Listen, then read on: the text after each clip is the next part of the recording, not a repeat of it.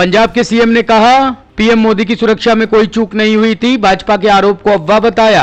पंजाब के सीएम चरणजीत चन्नी ने दोहराया कि 5 जनवरी को प्रधानमंत्री नरेंद्र मोदी की सुरक्षा में कोई चूक नहीं हुई थी। एक निजी चैनल को दिए इंटरव्यू में उन्होंने कहा कि भाजपा और केंद्र सरकार कोई अफवाह ना फैलाए। पंजाब में पीएम की जान को कोई खतरा नहीं था। मैंने पीएम से बात करने का अनुरोध किया था। वे मेरे सम्माननीय हैं और मैं उनकी लंबी उम्र की दुआ करता हूं। पंजाब पुलिस की इसमें कोई गलती नहीं थी, एक छोटी बात का बतंगड़ बनाया जा रहा है। चन्नी ने कहा कि फिरोजपुर रैली में 70,000 कुर्सियां लगवाई गई थी, लेकिन वहां सिर्फ 700 लोग ही आए थे। इसमें मेरी क्या गलती है?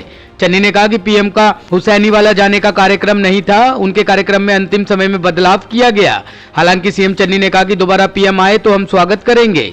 मुख्यमंत्री चन्नी ने बताया कि जब किसानों ने प्रधानमंत्री के काफिले का मार्ग अवरुद्ध किया तो उनके पास केंद्रीय गृह मंत्री अमित शाह का फोन आया था। हालांकि चन्नी ने यह भी कहा कि जेपी नड्डा का उन्हें कोई फोन नहीं आया था। अमित शाह ने उन्हें पूरे घटनाक्रम की जानकारी दी और बताया कि प्रधानमंत्री वापस जा रहे हैं। चन्नी ने कहा, मैंने अमित शाह जी से कहा कि जो कुछ भी हुआ है उसकी जांच की जाएगी। प्यार से मैंने पूरी रात लगाकर उनको सड़क से उठाया है और वो मोटिवेट होकर मेरी बात मानकर या सरकार की बात मानकर बीजेपी के नेताओं की बात मानकर प्रधानमंत्री से मिलने के आश्वासन के बाद उठ गए थे। उसके बाद कोई एजिटेशन नहीं था, इस रोड पे हमारा रूट प्लान नहीं था। अचानक कुछ लोग आकर बैठ गए हैं और उनको उठाया प्यार से जा सकता था। कोई किसी तरह का खतरा या हमला नहीं हुआ है। तो फिर भी जो सिक्योरिटी लैप्सेस हुए हैं, अगर ये है तो हम इसकी इंक्वायरी भी कराने के लिए तैयार हैं और कराएंगे।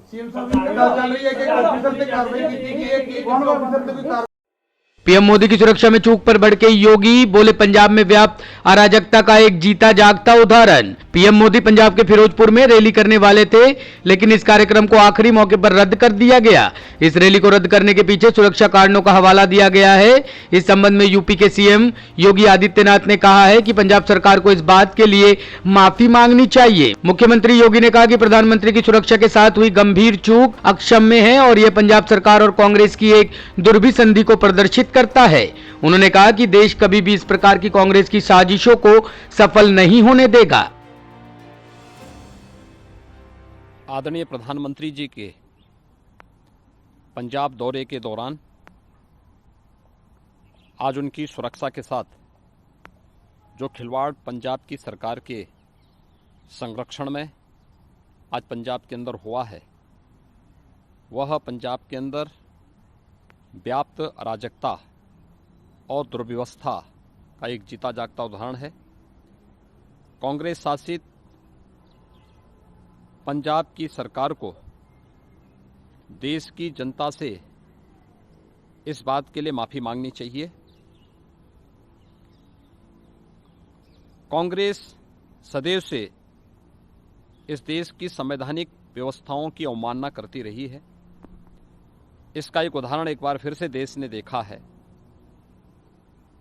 हमारे लोकप्रिय नेता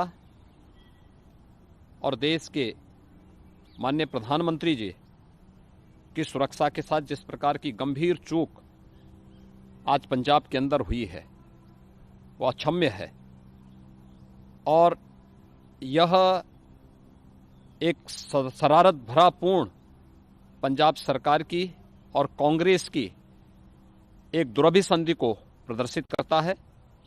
यह देश इस प्रकार की किसी भी साजिश को सफल नहीं होने देगा। कांग्रेस को और पंजाब सरकार को देश की जनता से माफ़ी मांगनी चाहिए। देश के संवैधानिक प्रमुख के रूप में देश के प्रधानमंत्री जी की सुरक्षा के साथ किए गए खिलवाड़ के लिए उन्हें देश की जनता से माफ़ी मांगनी चाहिए, क्योंकि यह सीधे सीधे देश की संवैधानिक संस्थाओं की अवमानना है और मुझे लगता है कि देश कभी भी इस प्रकार की कांग्रेस की शरारतपूर्ण साजिशों को सफल नहीं होने देगी। ग्रीन एनर्जी कॉरिडोर के दूसरे चरण को मिली मंजूरी, 12,000 करोड़ रुपए होंगे खर्च। आज प्रधानमंत्री मोदी के नेतृत्व में कैबिनेट की बैठक में intrastate transmission system green energy corridor के दूसरे चरण को आज स्वीकृति मिल गई। इस परियोजना पर लगभग 12,000 करोड़ रुपए खर्च होंगे। इससे 10,750 सर्किट किलोमीटर ट्रांसमिशन लाइन का निर्माण होगा। दूसरे चरण में 7 राज्य गुजरात, हिमाचल प्रदेश, कर्नाटक, केरल, उत्तर प्रदेश, तमिलनाडु और राजस्थान में 10,750 सर्किट किलोमीटर ट्रांसमिशन लाइन का निर्माण होगा। पहले चरण का लगभग 80% काम पूरा हो चुका है। ये जानकारी केंद्रीय मंत्री अनुराग ठाकुर ने दी है। आज माननीय प्रधानमंत्री मोदी जी के नेतृत्व में कैबिनेट की बैठक हुई, जिसमें जो महत्वपूर्ण निर्णय किए गए उस सब से मैं आपको अवगत करवाने के लिए आया हूं। पहला निर्णय intra state transmission system green energy corridor, इसके लिए किया गया है। ग्रीन एनर्जी कॉरिडोर के फेज 2 को आज स्वीकृति मिली है। इस स्कीम पर लगभग 12,000 करोड़ रुपया खर्च होगा और इस स्कीम के माध्यम से 10,750 सर्किट किलोमीटर ट्रांसमिशन लाइन का निर्माण होगा और लगभग 20 गीगावाट रिन्यूएबल पावर का इवैक्यूएशन किया जाएगा। फेज 2 के अंतर्गत 7 राज्यों में, जो कि गुजरात, हिमाचल प्रदेश, कर्नाटक, केरल, उत्तर प्रदेश, तमिलनाडु, राजस्थान, यहाँ पर 10,750 kilometre circuit kilometre transmission line का निर्माण होगा।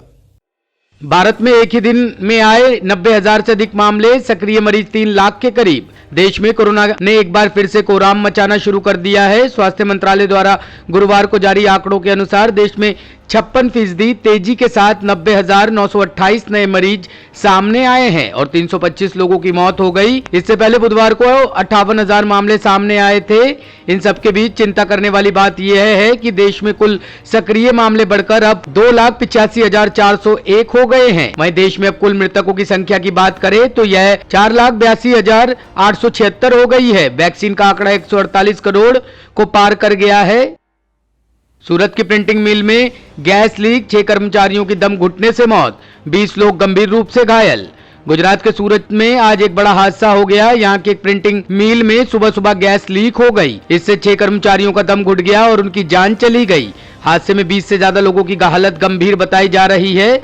बताया जा रहा है कि मिल के पास एक नाला स्थित है। सुबह सुबह एक अज्ञात टैंकर चालक उस नाले में जहरीला केमिकल डाल रहा था। इसी समय जहरीली गैस का रिसाव होने लगा। इसकी चपेट में मिल के कर्मचारी भी आ गए और लोगों का दम घुटने लगा। ये जानकारी जैसे ही लोगों में पहुंची, अफड़ा तफड़ी का माहौल हो गया। किसी ने पुलिस को इसकी सूचना दी। पुलिस ने मौके पर पहुंचकर जांच शुरू कर दी। वहीं गंभीर हालत वाले लोगों को तुरंत अस्पताल पहुंचाया जा रहा है। प्राथमिक जानकारी के मुताबिक हादसे में 6 लोगों की मौत हो गई है। हादसे के सही कारण का अभी भी पता लगाया जा रहा है।